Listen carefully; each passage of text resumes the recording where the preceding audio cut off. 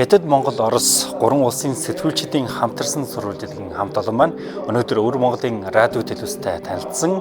За энэхүү бид нар бас тэднээс ямархуу зүйлүүд нь сонирхлын татсан бол хамтдаа ойлгоцгоё.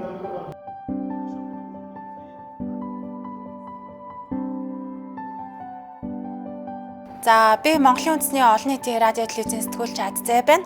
Өнөөдөр би Өвөр Монголын өөртөө засах орны Хөх хотод байрлах одон телевизтэй танилцаад явж байна. За өнөөдрийн хувьд бол гадаад харилцааны хэлтээс, мэдээний алба, за контент хөгжүүлэлтийн хэлтээс болон дуу оруулгын албатай танилцлаа.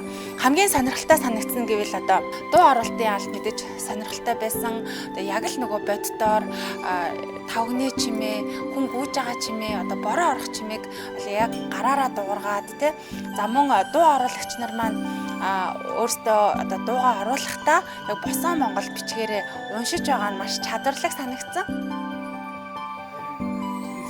За мөн түнчлэн телевизүүдэд зайлшгүй байх ёстой нэгэн алба бол контент хөгжүүлэлтийн алба юмаа гэдгийг бол өөрийн биеэр ирж үзээд мэдрээд явж байна. Яг л өнөөдөр бид нар бол 21-р зуунд яг л сошиал буюу яг интернетийн 90 зуунд амьдарч байгаа учраас ялцчгүй контент хөгжүүлэлтийг бол хэвлэл мэдээллийн салбарт зайлшгүй байлгах ёстой юмаа гэдгийг бол яг өөрийн биеэр сонсоод мэдрээд жишээн дээр хараад явж байна. За өнөөдрийн бол ингээд одон телевизтэй танилцсан энэ өдөр маань бол маш сайхан халуун дотн хүлээж авлаа. Үнэхээр сонирхолтой байж чадлаа.